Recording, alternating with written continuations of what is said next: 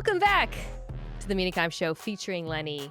First Monday Night Football recap edition of 2025.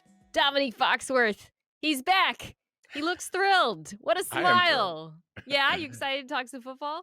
Yeah, I mean, the routine is back. The fun is back. We get to talk football. And yeah, it was, I don't know, it just makes me happy seeing you and hearing your bad Lenny jokes. It's great. We don't do Lenny jokes on Tuesdays for the commenters who have been angry about that. Longtime listeners know. Domonique, we're gonna talk about the game, and then we're gonna do winners and woofs at the end. This is like kind of the perfect game to unleash terrible takes, I feel like, because I mean, week one is the expression week one is a liar, and I feel like we're already getting some overreactions, but to me, this felt like two very young, very inexperienced quarterbacks still feeling their way out. But everybody's already jumping to conclusions about both of them. I just think, both sides deserve patience, both good and bad. Yeah, I mean, I think you're right. But I also think that the signs are pretty obvious. Maybe I don't want to be the overreactor that you are lamenting, but I do Yeah. think that there's you can Cause for draw a lot concern. from this. Yeah, I think you could draw. I mean, especially after like giving a little deeper dive into the plays, like there are more causes for concern Okay. than I think I thought after the game immediately last night. And also, I think the McCarthy stuff is pretty cool. Like the psychological whatever way you want to evaluate those things, to be able to bounce Yeah. back in that situation is a real thing.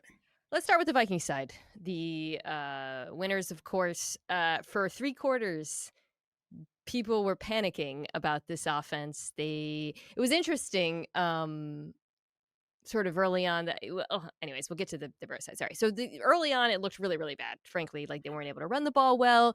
JJ McCarthy, it felt like was just playing slow, honestly, and Mhm. he was kind of late on throws. Like guys were getting open and he just wasn't seeing it, or he was late to throw. He had a really bad interception coming out of the half where he was late to throw the out, and they read it all the way. It was Nishan Wright, I think, and for Jalen Johnson on that one. Mhm. And then the fourth quarter happened, and drive one, drive two, drive three. Okay, so wait, actually, I think like it was historic, right? Like the comeback. Yes, first Yeah. quarterback to overcome a 10-point deficit in his debut in the fourth quarter. Okay, there's a lot of caveats there. Since Steve Young Yeah. in 1985. Let's just talk about that fourth quarter and what we saw from the Vikings offense. Because what do you think?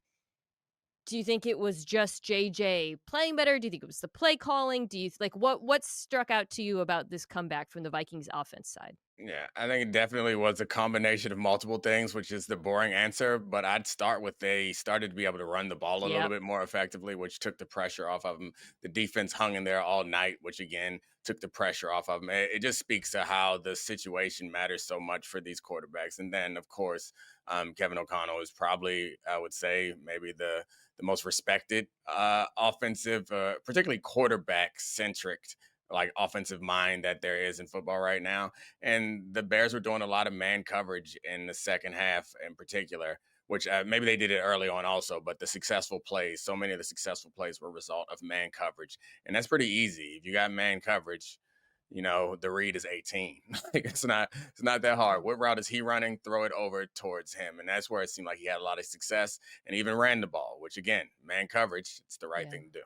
Yeah, Dennis Allen coming over from New Orleans plays more man coverage, cover two man in particular, which is not something you see as much of in the NFL. It was a cover two man look that they got the go ball, or it to Aaron Jones coming out of the Hmm. backfield. Right. You got the matchup you want, right, with that look. Cover two man is a great look to scramble against. You got a couple JJ McCarthy scrambles, and to your point, JJ McCarthy, or pardon me, JJ Justin Jefferson, two JJs versus man coverage is always a good answer. I don't put that like on Allen necessarily. I don't think like it was he took like a super flawed approach per se, but they were definitely able to find answers for it. The run game is to me the biggest story of the fourth quarter. Like when you look at those 3 drives, they all start with explosive runs.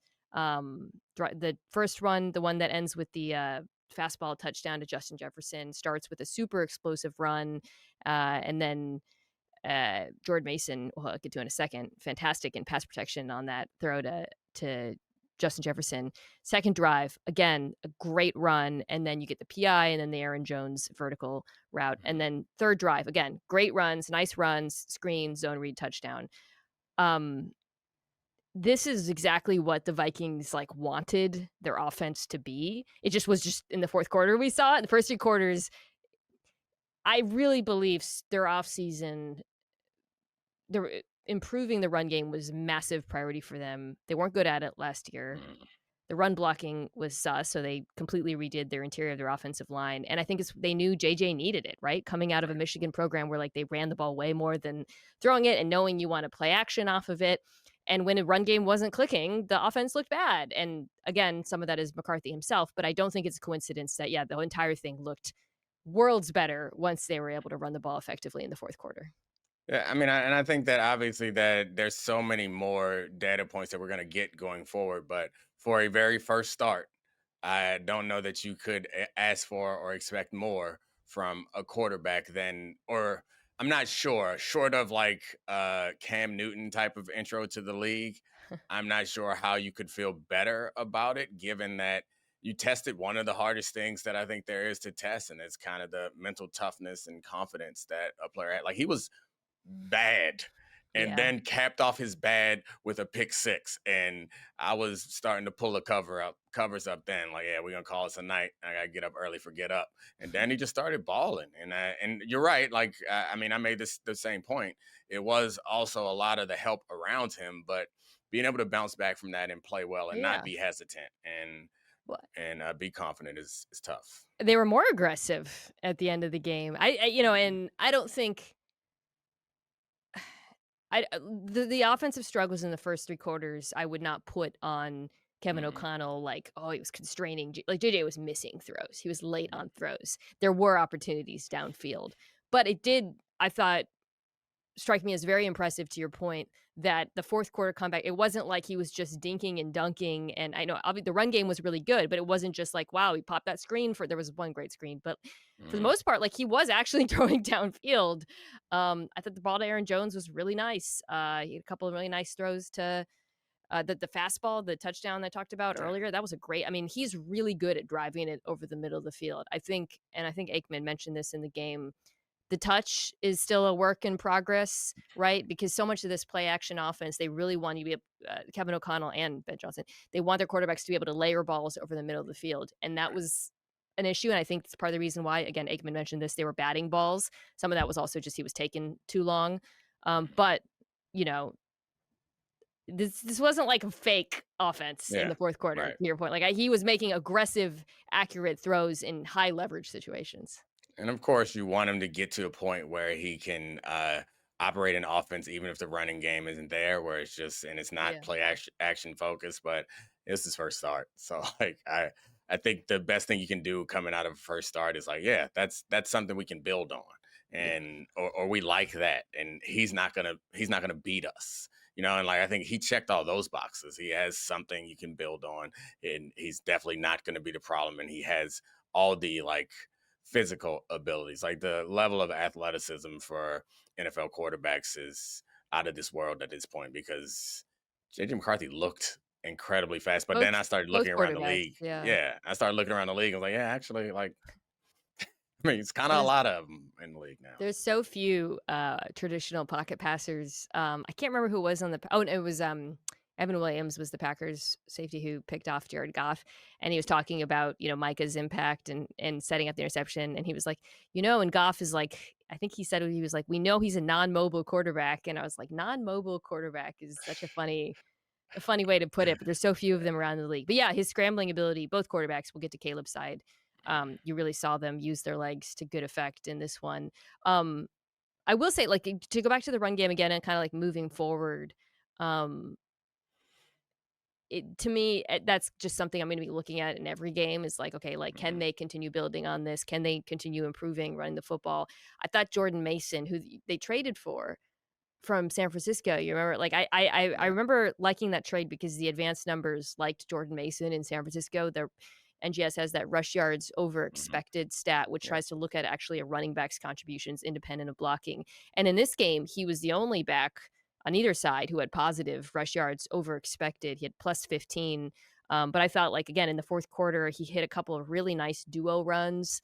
You just saw him, he has like really good vision and burst going downhill. They were putting two tight ends on the field, and the Bears were matching that with nickel. And like, that's the world that Kevin O'Connell wants to live in, I think. So that I think his performance was another really encouraging thing for this Vikings team early on.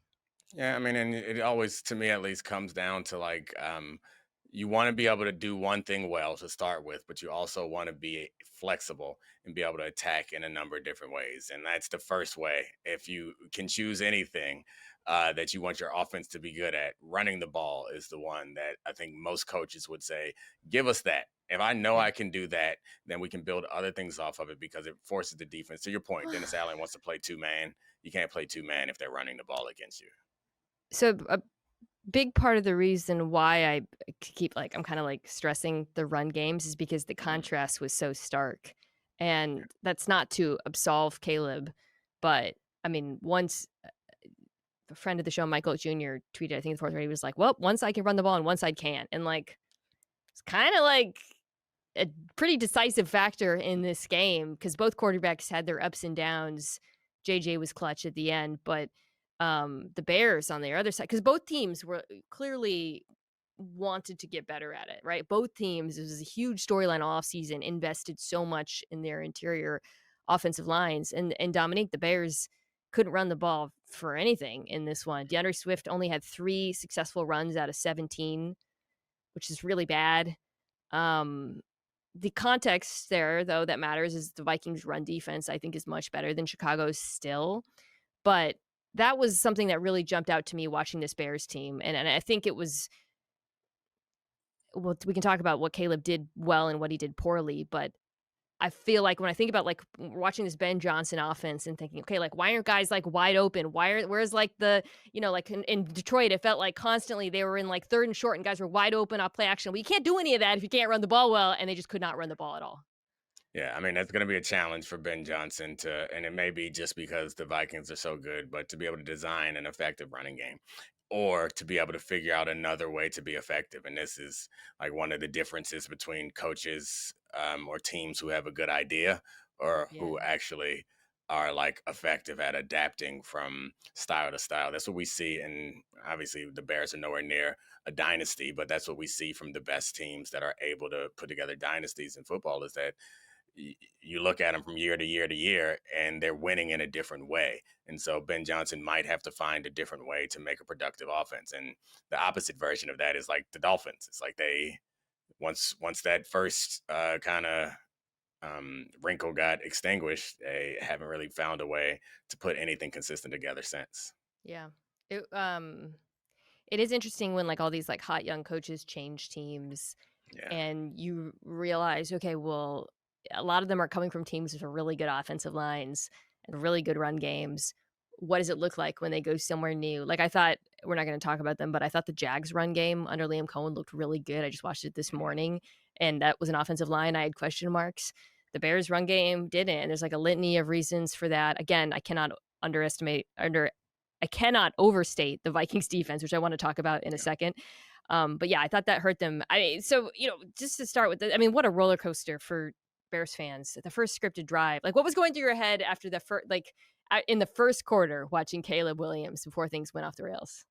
Okay. Yeah, it's generally like because it wasn't even just that they were moving the ball, it was that it seemed like he was going against some of his worst Yeah, instincts.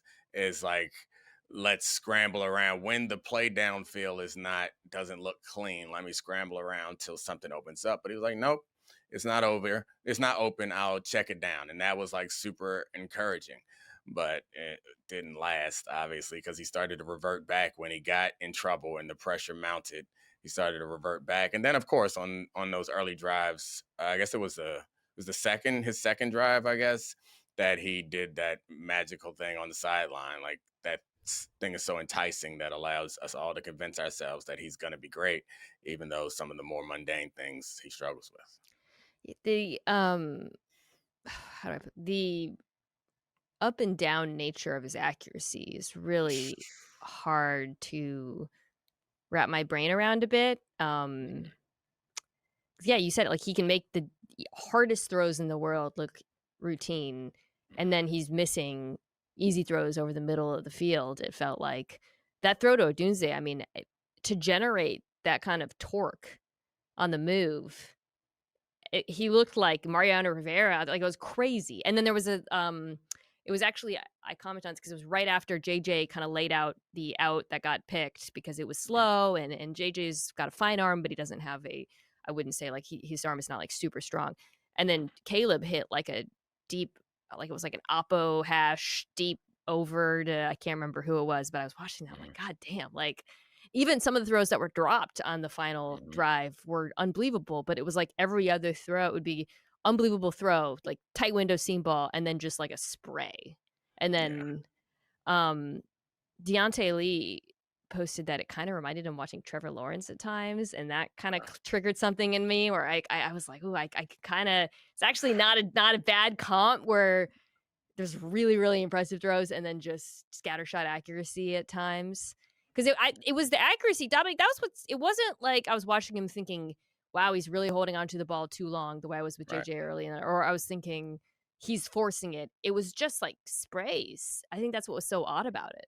Yeah, and that's not something that we anticipated for him coming in, and that's not something like that wasn't one thing we were worried about. We were worried about a number of things Yeah. with him, and being able to consistently hit your target wasn't the thing that I thought was going to be an issue, but it was really bad. Like the accuracy was very bad, and that while it didn't kill them, it did like cost them Yeah. because the situation in the game would have changed had he hit some of those things earlier. They got a different lead. That's a creates a different amount of pressure. Then the run game may not matter. Like those things. That's what I was thinking as Troy was pointing out that there were some plays downfield that he was turning down and he wasn't even Yeah. taking them. I was at the time was like, oh, good for him. Like it's fine. He'll do that eventually. But then we get to the end of the game. It's like you only got 17 points when felt clearly like they were dominating the game and only 10 at that point offensively. I just was like, man, those are the things that you want back, right? And you can't get them back. It's too late.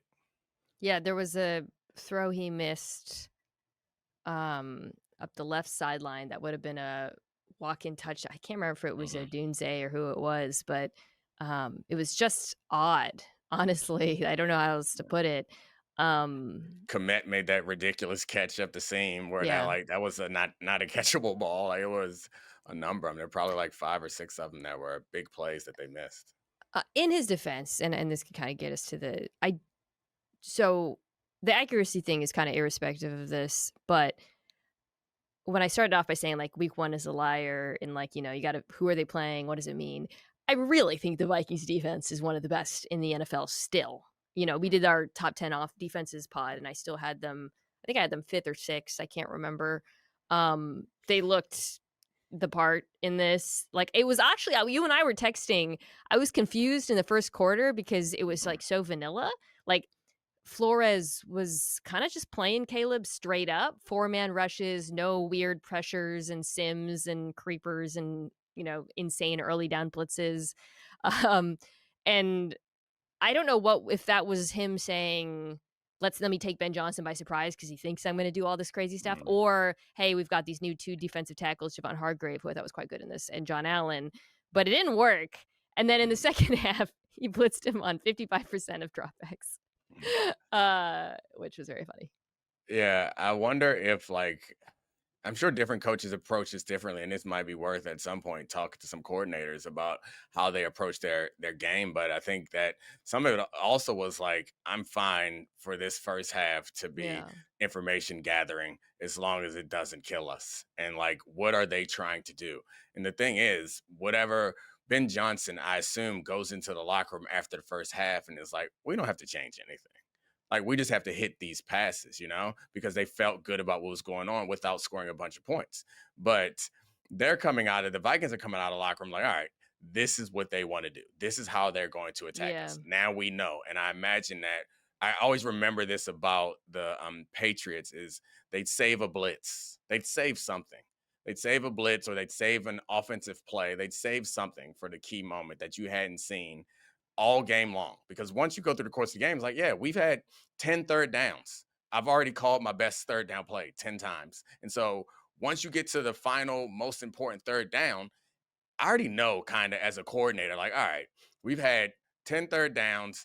We were successful against cover two twice. We like were successful against cover three. The one time we blew it was when they blitzed. This important third down, they're going back to that blitz.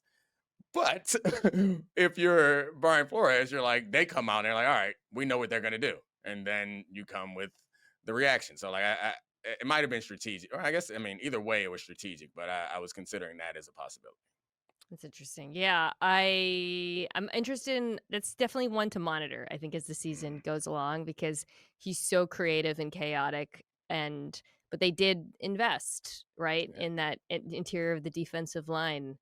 I thought they played well. I mean, Hargrave and Allen, according to Next Gen Stats, each had 6 pressures. Hargrave had 2 quick pressures, which is basically if you at defensive tackle, if you're getting a quick pressure, the play's over, right? Yeah. Although I think some of those might have been Caleb's like he had a few Houdini again to his credit, Mhm. right? That was probably the best thing Yeah. he did in this game. Like look, like that was kind of my other big takeaway, I would guess, from this is the Vikings went into this offseason saying we need to get more physical at the line of scrimmage, interior of the offensive line, so we can run the ball, defensive tackles, so that we can get penetration on the inside. And I thought both sides, the investments looked successful early on, but I Yeah. guess more so like relative to the competition, right? No, Because I if was it I mean the if face they I was won, making wasn't because I disagree with you. I completely agree with you. It just you said something that sparked something else in my mind was not only do they not they have invested in the D line, they don't have the cornerback talent I think yeah, to be 100%, aggressive. But another thing that came to mind is even if you're getting quick pressure, like of course, pressure with 4 is like run the ball but on defense. Like it's an obvious thing. If you can do that, that's fine. But what I hadn't considered before is it's the chaos that you create in the mind of a quarterback, particularly a young quarterback. And so yeah, even if you're only rushing 4, if you're showing blitz, if you're threatening blitz, if you are blitzing sometime, there's just like something about that that I think I could imagine. I hadn't been under center in that situation, but I can imagine that it speeds you up and it freaks you out a little bit, even if so it's like and you come yeah. into this game thinking we're going to Vikings, they do all this crazy stuff. Just showing it, threatening it in a way that he was unwilling, that Flores was unwilling to do in the first half, I think can freak out a quarterback. 100%. It freaks out older quarterbacks too. We've seen it Yeah. so often with him over the years. Yeah, I think come out of this feeling like the Vikings are definitely contenders in terms of like playoff. They're in the, I would Green Bay seems like the big bad, and we're going to talk about them after the break. I think they're pretty head and shoulders above right now, but Vikings defense is still very good. And, the question mark with JJ McCarthy was just like, can he just be above average, right? Like it was never Yeah. just JJ McCarthy. We don't need a Jayden Daniels type rookie season. Um, it's you don't want to overrate one quarter versus 3 quarters of very below average, but he showed it to you at least. Yeah. So I think that's encouraging. Very encouraged by the ability to run the ball in the fourth quarter as well. On the flip side, I just I've said this about the Bears all offseason. I do think it needs some time. The run game, I really believe if the run game clicks, then Ben Johnson can make life easier for Caleb Williams. He's got to figure that out, right?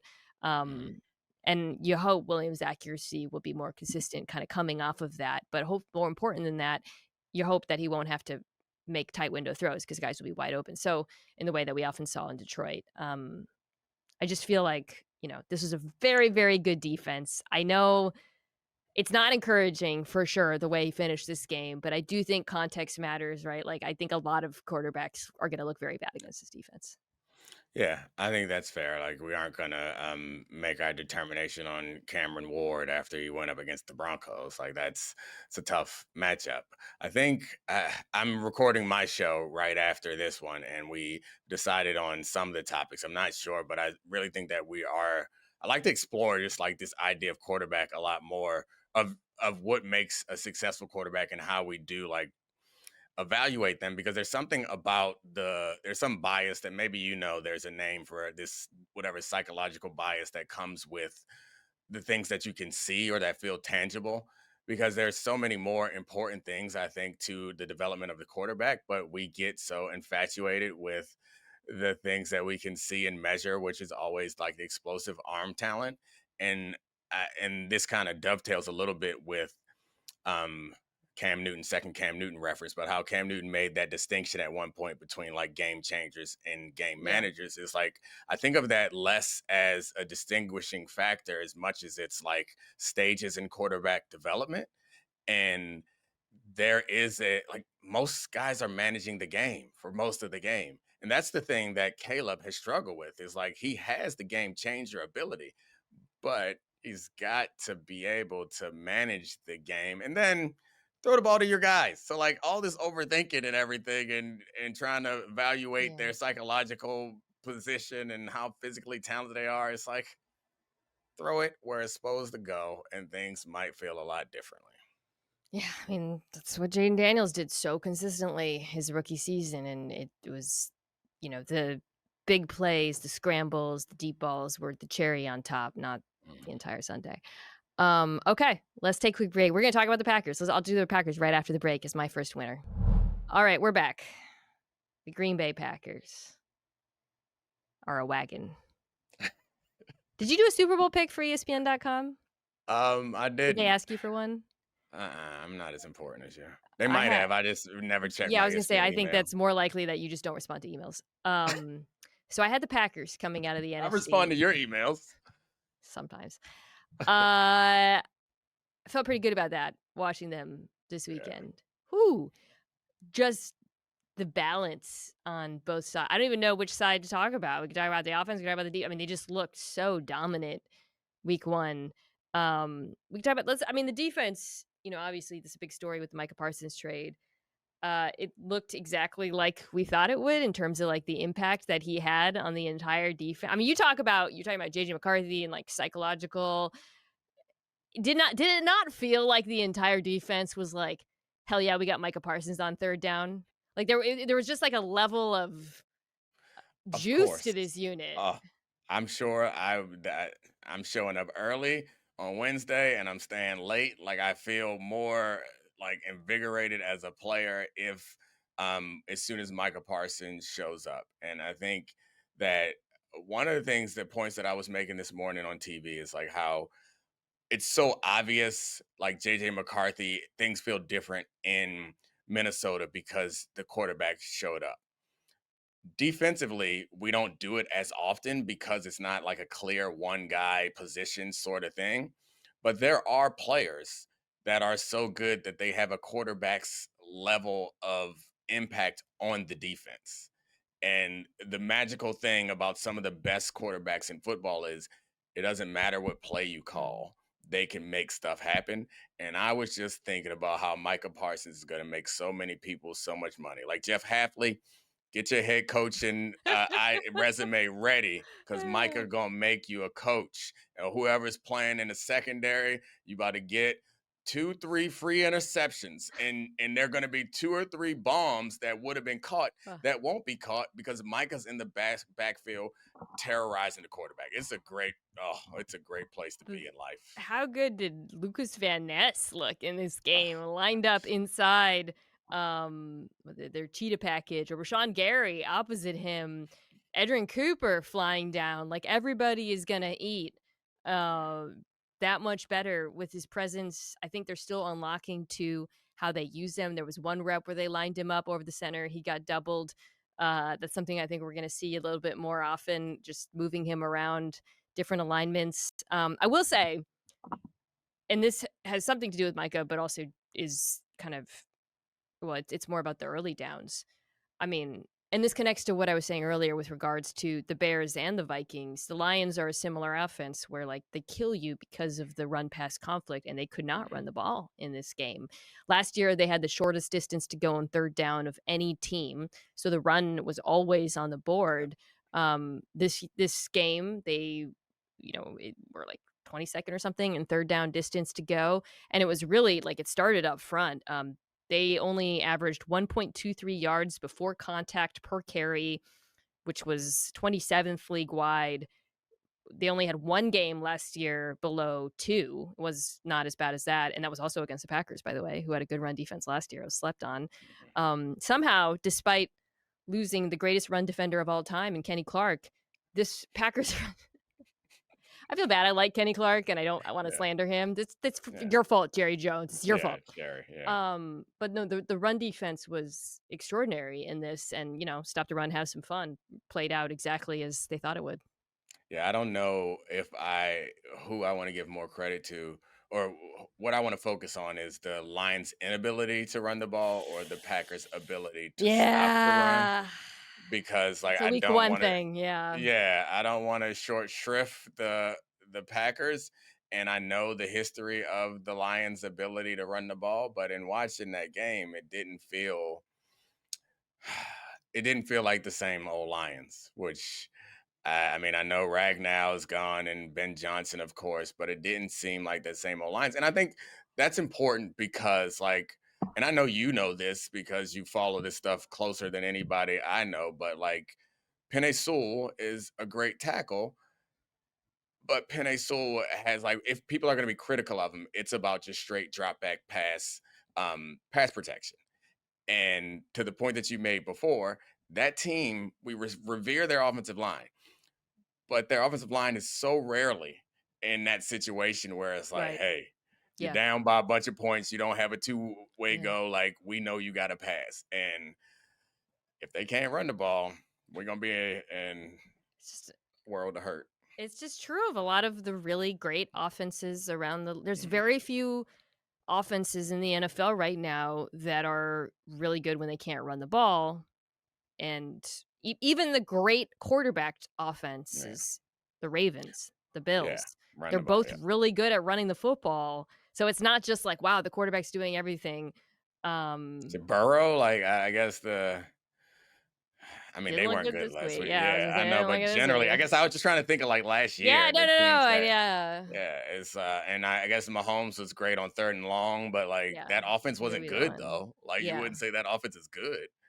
it's Yeah. just hard to win in today's NFL if you can't do that. And the Lions couldn't. And I think, yeah, you make a really good point. Like, that's a great, like, let's see next week. Do they look, let me look at who they're playing. Does the Packers offense, I think the Packers defense, they're playing the Bears. Okay, so the Bears, Mm, you saw that run defense struggle at the end in the fourth quarter against Minnesota. This is a good opportunity for them to get right.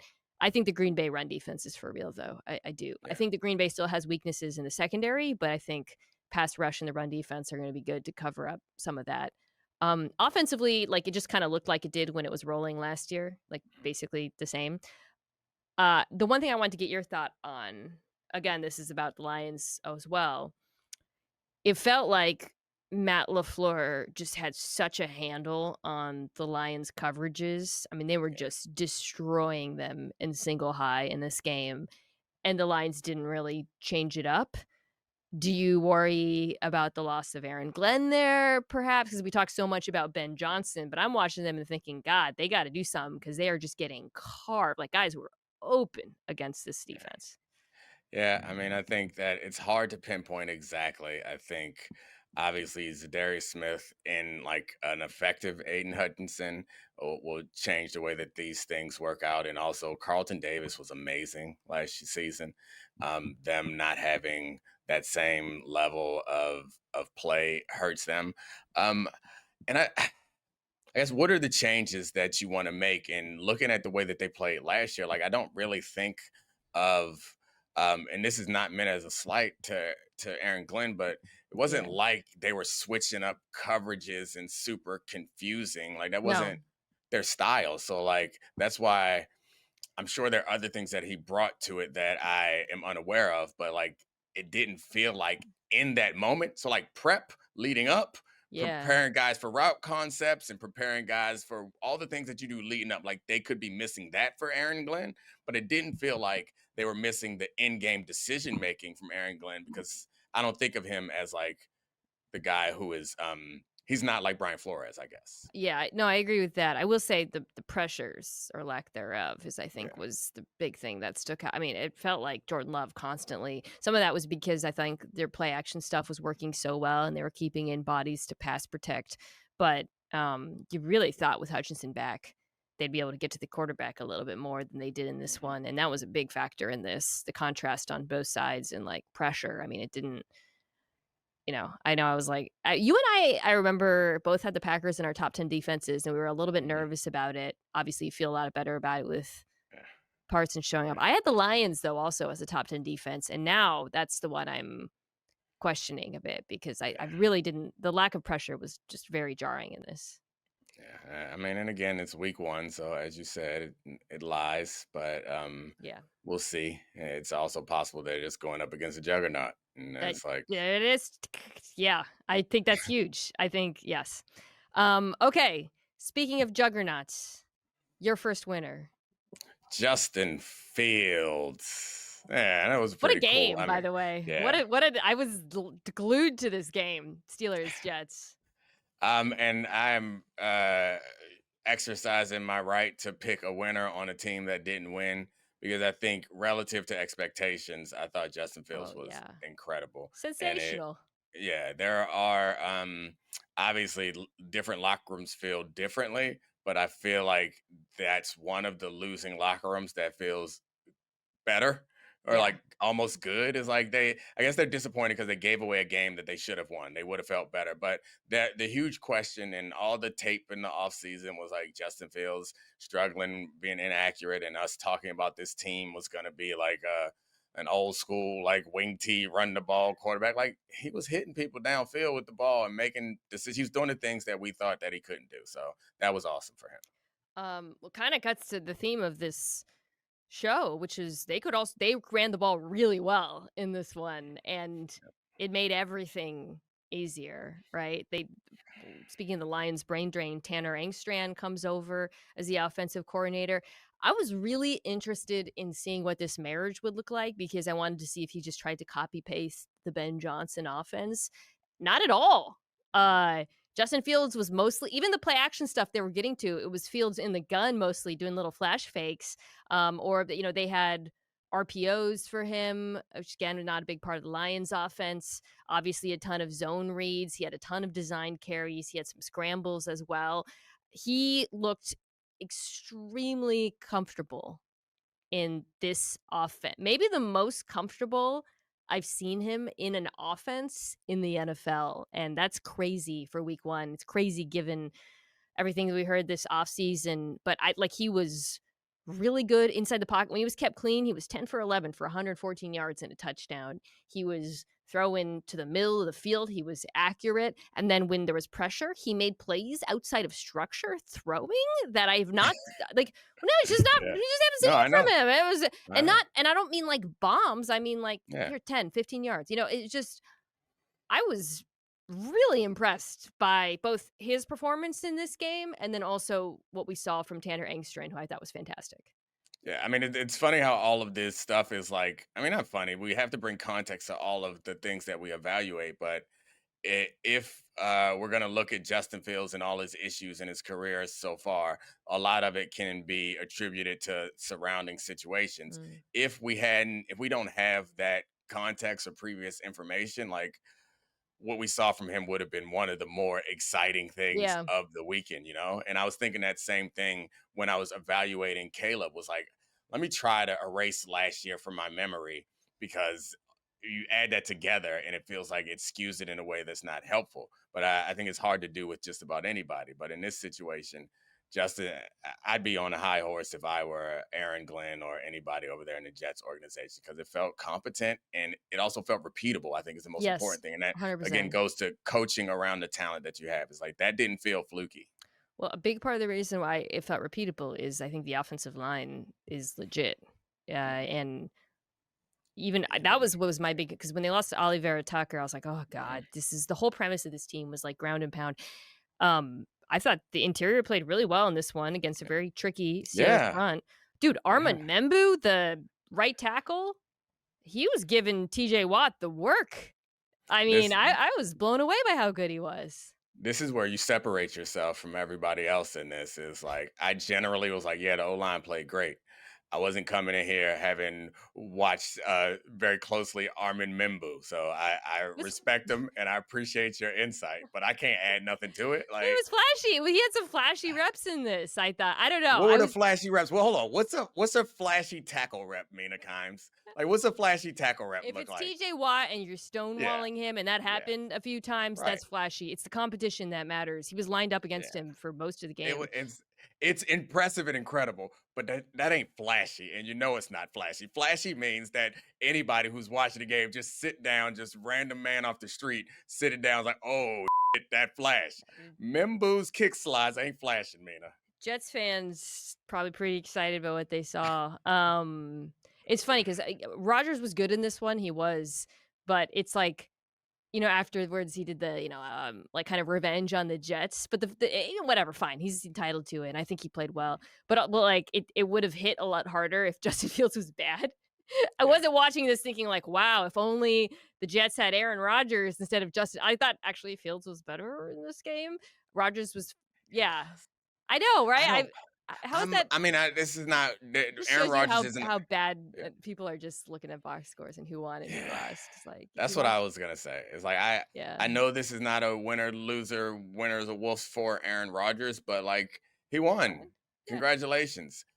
I rewatched it and was like, oh point guard. yeah, He point guarded it. yeah, It's okay. Yeah, yeah. He threw a couple at the opponents. It was bad. He took some bad sacks. Like yeah. I don't know. It felt like there was a coronation and like a celebration. Like, see what happens when Aaron Rodgers is in a good situation. I was like, he didn't. Well, He put numbers up like that last year a couple of times in some games. Like I don't know. It didn't seem that different. I thought he was pretty efficient as a point guard, and then they hit a couple Right. with the time tested strategy of finding Brandon Stevens on the field.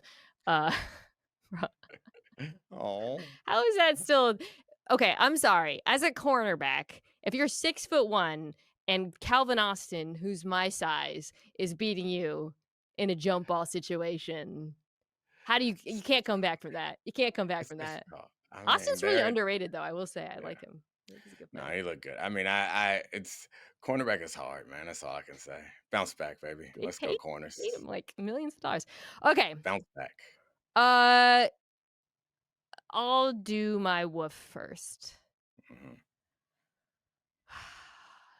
The Baltimore Ravens. Yeah. Um, okay. So it's funny because everybody was the John Harbaugh's given up zillion or like 17 fourth quarter, the most fourth quarter leagues. So on one hand, there's absolute survivorship by it. There's it's because they're up in the fourth Yeah, quarter right. more than other teams.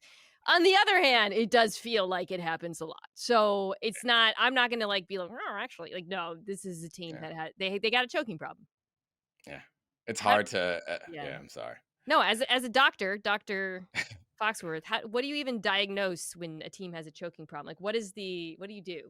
This is one of those things where you say you got to get right with God, and I don't care which God you believe in, and if you don't believe in God, you better start because that's your only hope. There's nothing consistent about these losses, like I know. and like to your point, like the number of fourth quarter leads lost. I think the top three is Belichick, Reed, and Harbaugh. And so, of course, it's like you're just Yeah. around enough. This will happen to you. The problem You is win a lot of Reed. and you get up. Yeah, And then, yeah. yeah, and the problem is Reed has 100 more games and has fewer fourth quarter losses. That's where it's like, oh, okay, maybe there's a little something to this. And I plan on doing this later in the week. Is looking at all of those losses, but like just in my all of those like 90 percentile winning probability Yeah. losses. But in my memory, like it's always something that feels fluky and is easy to dismiss that happens. It's like Spillane, I remember, got a tip ball interception. There's a monster sack on Lamar in that Raiders loss. There was like a ridiculous fluky play on the sideline in that Dolphins loss that comes to my mind. And then in this one, it's like Derrick Henry never fumbles. But I guess And then a it's bobbled touchdown that like yeah, tips a off, tip ball. yeah, right, Yeah. yeah. And it's difficult because I think there are fair ways to be critical, particularly of Harbaugh and Monken the way they approached that final drive. Yeah, That's fair. that's what I want to But get into. Yeah. also, this shit wasn't supposed to happen. It's just, Yeah, right. yeah, Well, I don't know. okay. So on one, I don't want to talk at both sides of my mouth because if they had not run the ball, in the fourth quarter, the last two drives, everybody would be screaming at them for throwing the ball, right? If Lamar hadn't connected on it. So on one hand, like we have to acknowledge that anyone, when people are yelling at them for being conservative, and they were, there's a bit of hypocrisy.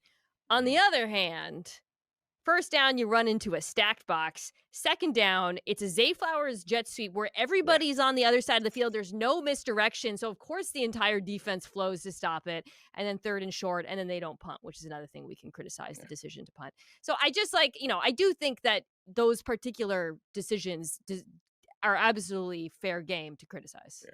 So I agree with you that it's Derrick Henry, no one could stop him. So yeah, I don't mind handing Derrick Henry the ball. What my issue with them was like, I honestly, it's revisionist history, I guess, but you have to get a first down or two to put this game out of reach. So you got to treat this drive like you would treat any drive where it's Yeah. important to get a first down, particularly when you can't stop the opponent or Yeah. Josh Allen because he's playing on an ungodly level. But I would say that what I didn't like about that series was the plays, to your point, were telegraphed and Yeah. also not. It's like we're gonna get in the same I formation and run it to Derrick Henry, run a power. Okay, I'm not gonna be mad at you. Derrick Henry is incredible. It's fine, whatever. I don't think. I mean, I think in that situation, play action, get Lamar on the edge, tell him to throw it if the guy's open. If he's not open, run it.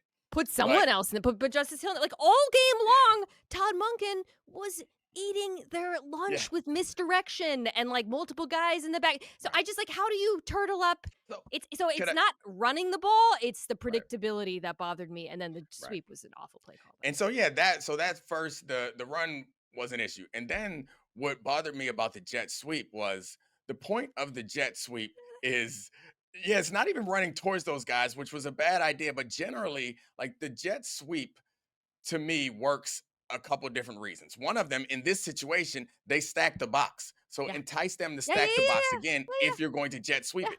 But they got into like a spread situation With without no one Derrick on the other Henry. side too. And Yeah. yeah, Right. right. Without So Jefferson. that's I'm like, all right, and what you don't want to do is put your guy on the edge where he can't use the boundary because he's scared of getting pushed out to stop the clock.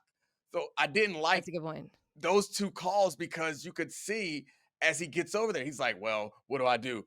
One thing I can't do is go out of bounds. So you've cut off even more of Yeah, the it's a really field good point. in that situation. And then when you pass it, then we get to the big decision that's easy to second guess that The punt. I mean, of course, I assume you did it at the time because I did too. 4th and 3, go for it. It's also okay, one of the rare situations where like the nerds and the football guys, like, we're all like, the nerds are like, every model on earth says you should go for it. Football guys are like, you have Derrick Henry and Lamar Jackson and Josh Allen is on the other side. Go for it. Like, this is not, like, this is not, I don't know what soul who wanted them to punt there. Mm, mm, And, mm. and let me tell you, if they had failed, I'm totally fine with it. Totally fine Yeah. with it. And I mean, they might be in better position had they failed. Like the time situation would have been different. Like everything would have been different. I don't know. It just doesn't make sense to me in that um, particular situation. the defense also completely collapsed. Yep. That one is, I think, to continue kind of what we've been saying, some of that is I think the Bills offense and Josh Allen and like, the lack of pressure. They're going to get more pressure against inferior offensive lines, but it was really not great. And this like felt like they were not getting anything up front against on Buffalo and those drives. And Jared Alexander was obviously a problem, but hopefully Did he'll get they? better as the season goes on. Yeah, I don't remember them like pulling out an all-out blitz at any point. Which like I saw them try just about everything else, but like I would have liked to see that because it felt like they weren't getting the Yeah. pressure, and Josh Allen had elevated to this place where covered guys weren't covered. It's like that. I know Jair Alexander had a rough game, but like that big pass to Palmer, Yeah, like yeah, yeah, that's just a throw, man. yeah, Like, yeah. It was and a so many of terrible. them were just like just incredible throws that if that guy's gonna execute like that, then you can't stop him. It just felt like the Ravens switched into let's not lose this game way too Yeah, early, and the Bills were like, screw it. We got yeah. 17. Let's do whatever it takes. And yeah, that I mean, I guess if I have to say there's something a through line with all these, this is a team that is not good at playing with leads. Which is And crazy. yeah, right. You should be the best team in the NFL. And it's But easy to I'm sorry to cut you off, Mina, but the yeah, funny thing is, I feel like they probably had more blowout wins than anybody in the right. past several years. So it's like sometimes they are good at playing with leads. Like, Yeah. but I Yeah, don't but know. It just you can't lose games this way if you're yeah, this good. You just can't. of I'm course. sorry. And it always feels like it's a different person. I understand that. And you can't like say, well, Derrick Henry fumbled. Well, Mark Andrews dropped the ball. Oh my God, like this crazy thing happened. We had a weird lapse in coverage. Somebody dropped an interception. Somebody didn't, whatever.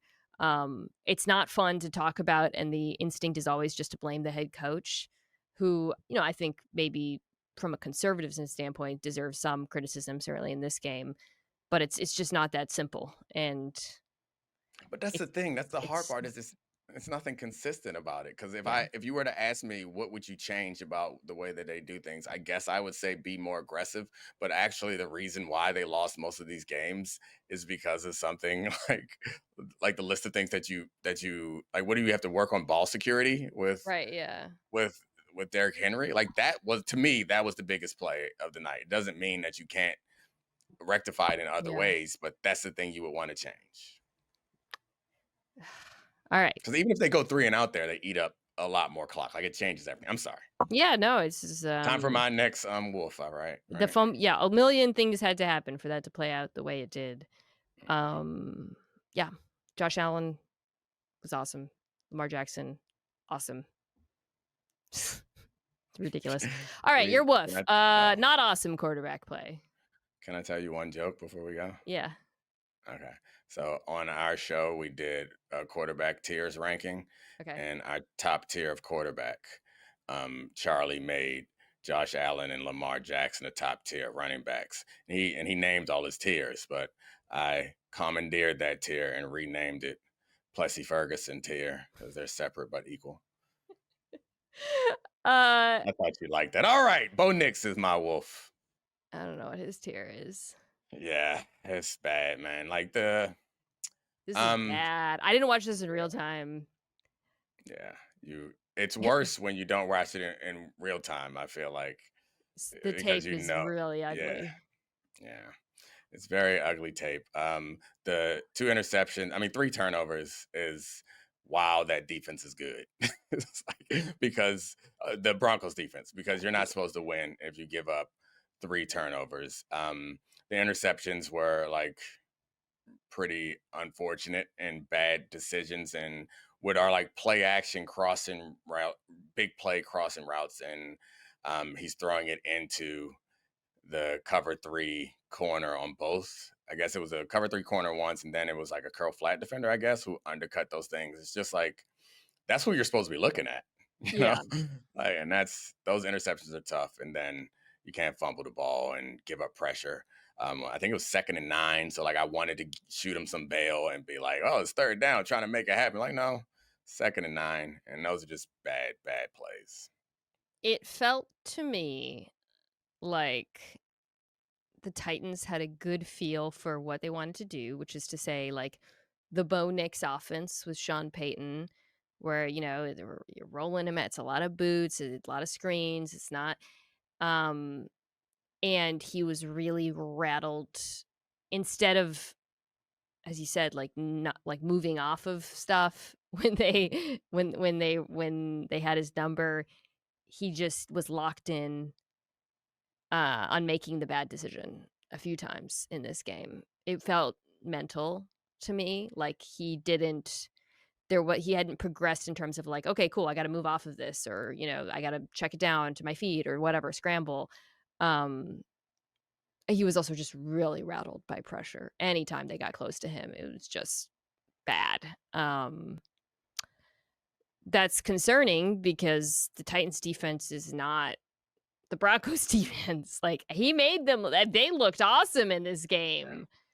I think they might be a little better than I thought, Yeah.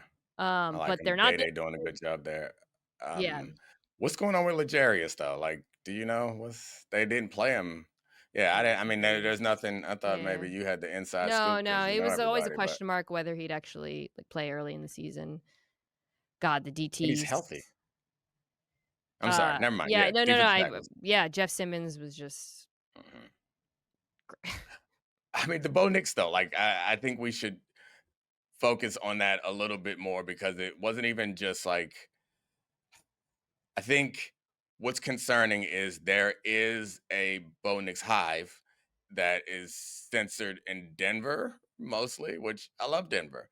And I think that they believe that he's not getting the credit that he deserves. Like we don't talk about him the way that we talk about Drake May, for instance, which is fair because Drake May didn't win as much or whatever. And and Bo Nix had awesome plays in clutch moments at the end of important games. So like I understand, but I think this is where the limitations for him pop up, and you start to see like uh, that there's like a golf Jared Goff like ceiling on mm, the best version of him. And he's not even at golf level yet, I would say, no, but I think no, that that's what people are saying, which is not an insult. It's like he yeah. can do all of this stuff, but what we haven't seen yet. And it's like it sucks because it's compared against Jayden Daniels, where we're like day one, Jayden Daniels like, oh yeah, I got all that.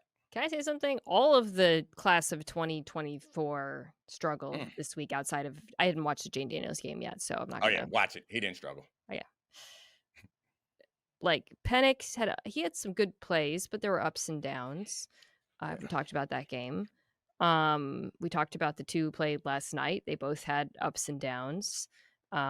Drake May really struggled. I mean, this is like nobody watched that game apparently. I watched it. Got to watch Gino, my man Gino, uh, paint another masterpiece. No, Yeah, he's great. he just doesn't. He's just so fearless, for better words. It's so Yeah. funny. There is no tight window that man does not throw into. But anyways, all these young quarterbacks had ups and downs. So outside of Jane Daniels, so Yeah. I think what is concerning though for Denver is like the rap on him last year was like, yeah, he made some good plays. They opened up the offense a little more as the field went down. He's a good scrambler, but he still, he struggled under pressure. He struggled versus the blitz, and he struggled when they were losing. So you come into this game, this is like, this game felt like ripe for everyone overreacting to how good Hmm. the Broncos would be, Yep. especially coming off of the Chiefs loss in week 1. The division's wide open. You're playing this team that most people think is going to be one of the worst in the NFL, and you just completely laid an egg on offense. And I think that's really discouraging. He'll be better than this, no doubt, but Right. it was not a good performance. There's just no way to paint a pretty picture of it.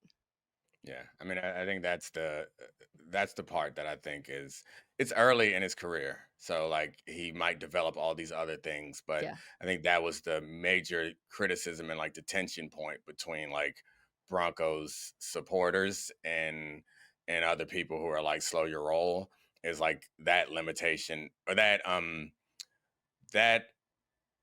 result is in the realm of possibilities for your quarterback, and we're not sure if the high end Yeah. like Jane Daniels type stuff is actually he hasn't shown us that yet.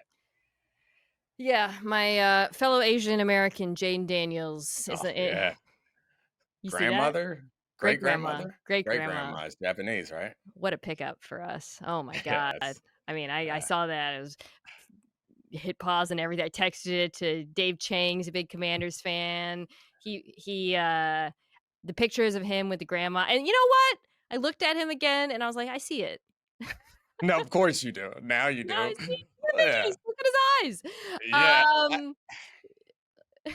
Just I like I would said, have pushed back. I wouldn't have allowed you he claimed it. to. I would have No, claimed that's he what I earned was saying. the helmet. That Yeah. exactly. That's my point. It's like I'd have been like, nah, that's too much removed. You don't get to claim it. But he What put it on his helmet. So if he listen, identifies with it, then if you have a got it. QBR over 90, it's just one drop. Just all we need. Just that's the one drop rule. The one drop rule. But only if you have a QBR. Yeah. I don't need to know about, Bo Nix. He's Nothing got else. like a Korean grandmother for Nah. Hey, Anthony, what is the QBR, like 20? Nah. I'm looking, if I see a top 10 list, and I'm running genealogy tests. I'm doing 23andMe's. We'll find whatever we got.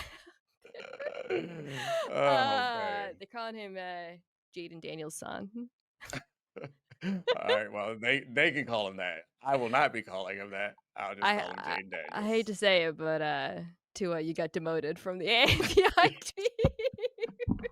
team. So he's your quarterback now. So it's Kyler Murray was the quarterback. No, it's like a Pro Bowl. We got two. We got two quarterbacks. Yeah. Well, only one could start. So. Well, that's tough because Kyler is more.